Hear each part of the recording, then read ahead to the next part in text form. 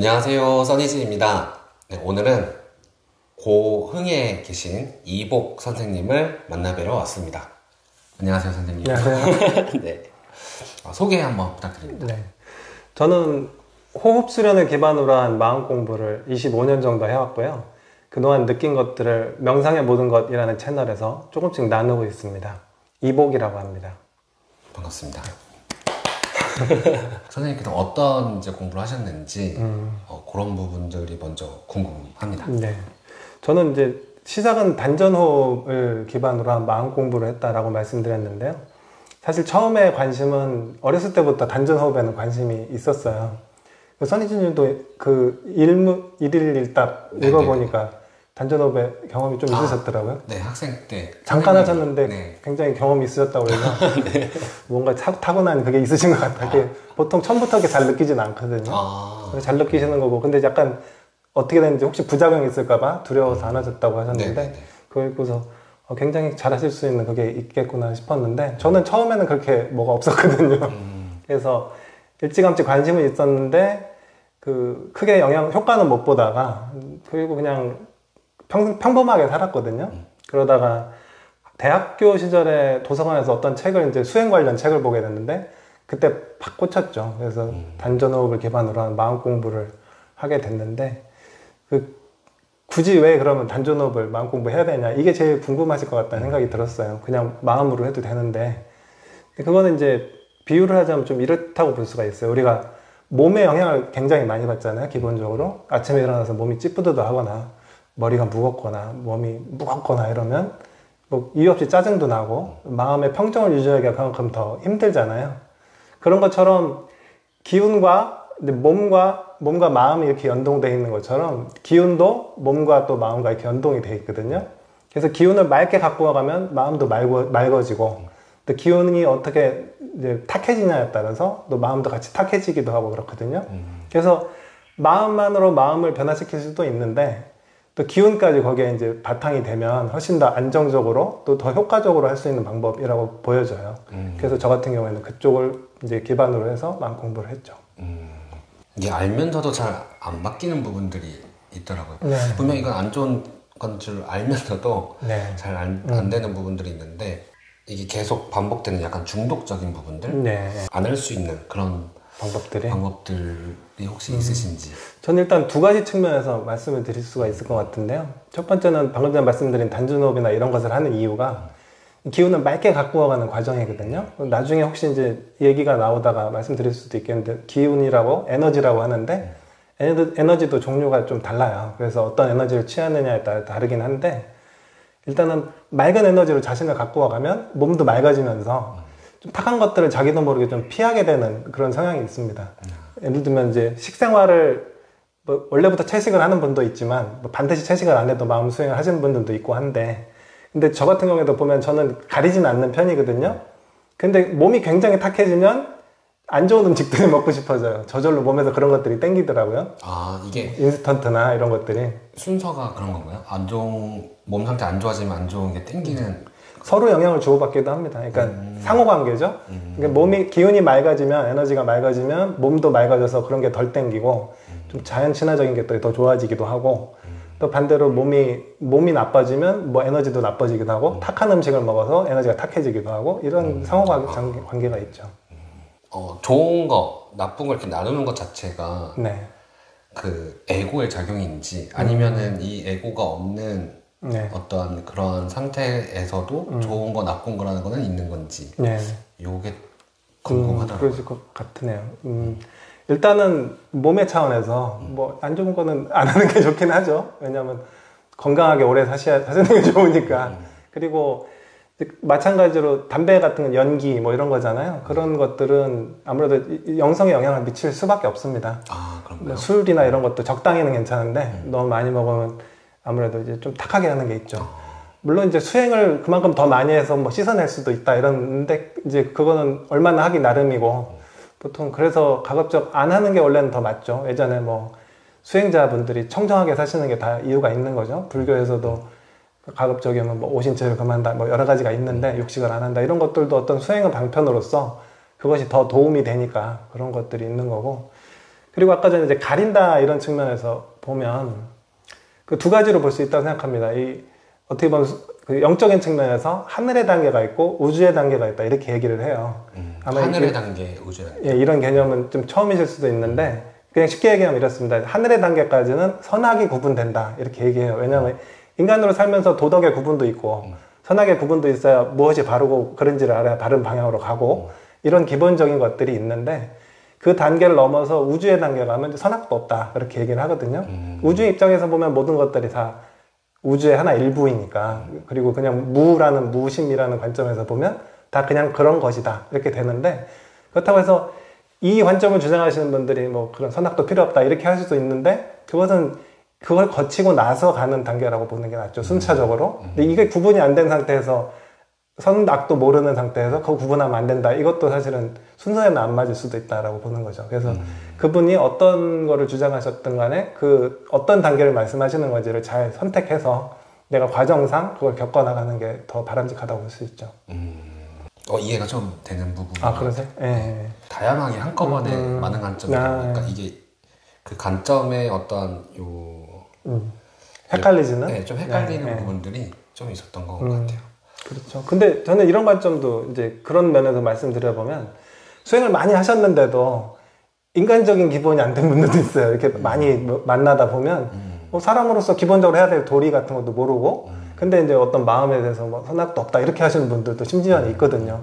근데 그게 그러면 바르냐? 이렇게 보면 그것조차도 어떻게 보면 에고의 한 부분일 수가 있는 거거든요. 그래서 그런 것도 이제 단계가 필요하다라고 생각을 하는 거죠. 그런 걸 다 겪고 충분히 발음이라는, 왜냐면 또 발음이라는 가치도 굉장히 중요하거든요. 그거를 이제 정심이라고 하는데 수행이 진행될수록 가장 중요한 덕목 중에 하나가 정심이라고 합니다. 마음을 얼마나 바로 쓰느냐. 근데 바로 쓰느냐는 것도 사실은 굉장히 스펙트럼이 넓어서 우리가 뭐 마음이 바르다라고 하는 게 예를 들면 조선시대에는 남녀 칠세 부동석이라고 해서 남자 여자 같이 있는 거에 바른 게 아니다 라고 했듯이 시대에 따라 변하는 가치가 있긴 한데 그거랑 별개로 그거 이상의 차원으로 이제 어떻게 보면 우주에서 변하지 않는 진리 그런 차원에서의 정심이라고 하는 것들을 이제 또 만나게 되는 게 있거든요. 그런 가치를 지켜나가는 게 굉장히 중요하죠. 왜냐하면 수행이 진행될수록 마음이 어떻게 보면 칼날 위에서 선 것처럼 자기의 마음을 돌아보고 에고라는 것이 에고를 한번 벗었다 해서 끝난 것도 아니고 끊임없이 영향을 또 받을 수밖에 없거든요. 이 세상이라는 것이 탁한 에너지도 엄청 많고 그리고 주변에 매스미디어 이런 것들에 이렇게 자기도 모르게 자꾸 잠식돼 가는 게 있거든요. 거기 가지려고 하고 또는 뭐 폭력적이나 선정적이거나 이런 것들이 많잖아요. 나도 모르게 자꾸 물이 들기 때문에 자꾸 자기를 되돌아보면서 그런 것들을 이제 체크하고 닦아내고 이런 것들이 필요하다고 보기 때문에 그런 면에서 정심이라는 개념이 또 중요하다고 보는 거죠. 에고가 이제 잠잠해 고요해지고 네. 본래 있던 것이 드러나면 네. 사랑으로 충만해진다. 네. 그런 이야기를 들은 적이 있는데 네. 무관심이라는 네. 부분하고 그냥 아예 그냥 관심이 없는 거와 네. 그리고 관심을 갖고 사랑으로 대하는 요거의 차이에 대해서 네. 좀 이게 미묘하게 잘 헷갈리는 부분이 있더라고요. 네. 그 부분을 그쵸. 되게 좋은 질문이신 거고 이제 그 부분을 아시는 게 중요하다고 생각되는데 이런 개념으로 생각할 수 있죠. 마음이 열려 있느냐.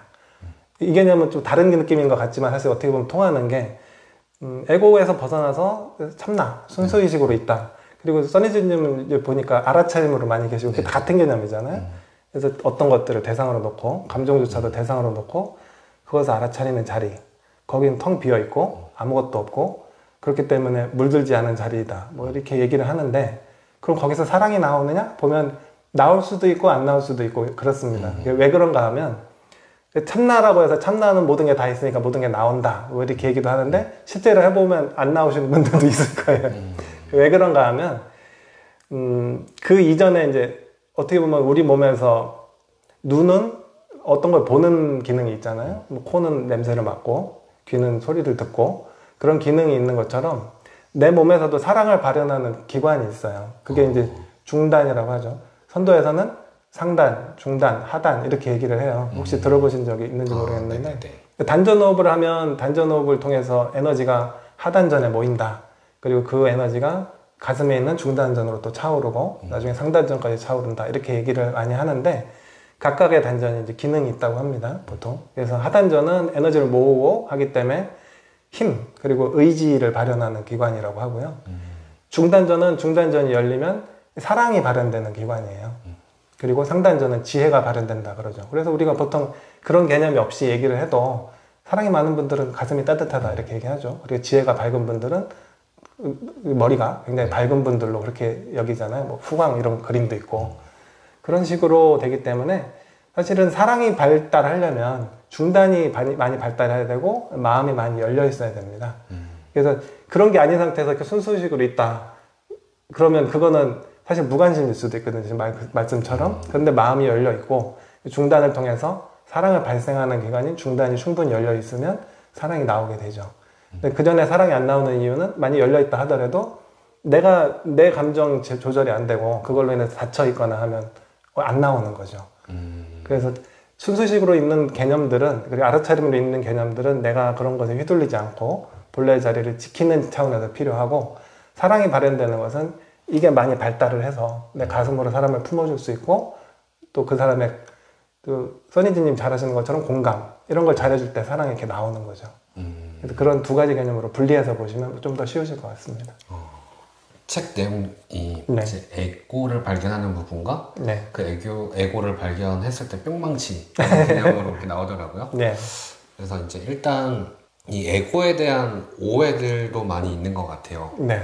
그래서 요 에고를 죽여야 되냐 아니면은 에고도 같이 잘 살아야 되지 무슨 소리냐 이제 두 가지로 나뉠 때가 있는 것 같은데 요거에 대해서도 한번 소개를 설명을 듣고 싶습니다. 초기에는 제가 그래서 되게 그걸 자세하게 구분을 많이 해드렸어요. 왜냐하면 이제 에고라는 게 기본적인 기능이죠. 인간으로 있으면서 원래 우주의 일부인 인간인데 그게 이제 개체로서 존재하려면 먹어야 되고 또는 위험이 왔을 때 자기를 보호해야 되고 개체로서 살아가야 되니까 개체라는 개념을 갖는 자체가 에고의 기능이라고 볼 수 있거든요.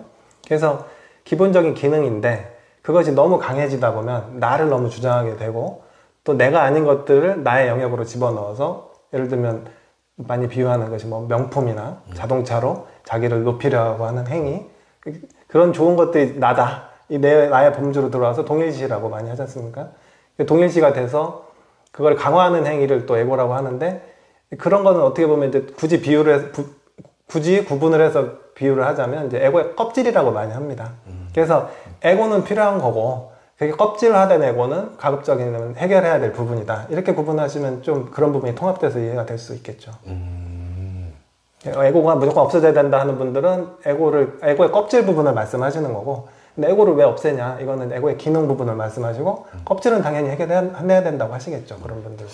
그러면 이제 고요해지는 상태로 들어가려면 그 껍질이 아닌 요 에고까지도 고요하게 만드는 상태인 건가요? 그렇다고 볼 수 있죠. 그게 자아라는 개념인데 고요해진다는 개념은 약간 또 차이를 두자면 파장이 낮아진다는 개념으로 저는 얘기를 하거든요. 그래서 아까 전에 단전호흡을 얘기한 이유가 단전호흡을 통해서 마음을 맑게 하면 명경지수 뭐 이런 표현이 있듯이 맑은 물은 이렇게 고요하고 차분하게 가라앉는 그런 게 가능하거든요. 그래서 마음이 맑아져서 가라앉는 것이고 에고는 그거랑 별개로 내가 일상생활을 할 때 저항을 일으키는 부분이나 어떻게 보면 타인과의 갈등을 일으키는 부분, 튕겨내는 부분 이런 것들을 또 에고라고 하기 때문에 그런 게 있어도 어느 정도 차분해질 수는 있는데 더 깊이 들어가서 마음의 본질을 만나려면 그건 어떻게 보면 자기의 껍질을 형성하고 있는 부분들이기 때문에 해결을 해야 그 본래의 마음을 만날 수 있다. 이렇게 말씀드리죠.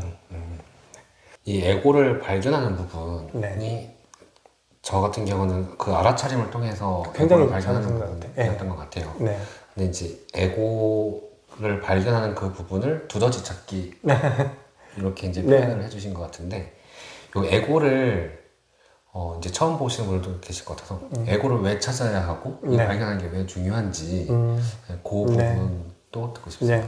아까 전에 이제 에고의 기능은 원래 필요한 것이다 말씀드렸는데 이제 우리가 이런 때 말씀드린 거는 껍질화된 에고죠. 너무 강해져서 나를 강하게 주장하고 그게 타인과의 충돌을 일으키고 예를 들면 내 주장만 강하게 하는 사람은 항상 충돌이 일어나지 않습니까? 뭐가 강하다는 것은 항상 그 지점에서 충돌이 일어나는 거죠.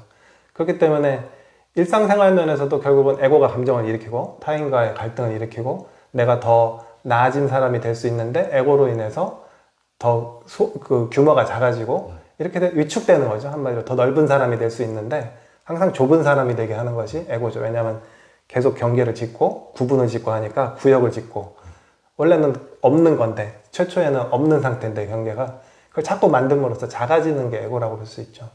그런 것들을 없앨수록 넓은 사람이 되고 포용력 있는 사람이 되고 감정으로부터도 또 많이 벗어난 사람이 되고 이렇게 되는 거죠. 이 경계를 찾는 부분이 네. 어느 정도 이게 이해가 되고 네. 보게 되면은 네. 경계를 찾는 게 전 재밌더라고요. 그거는 잘하시는 분들이 그렇게 되죠. 왜냐하면 그거를 좋아하시는 분들이 있어요. 공부를 좋아하시는 분들이 제가 공부 변태라고 하는데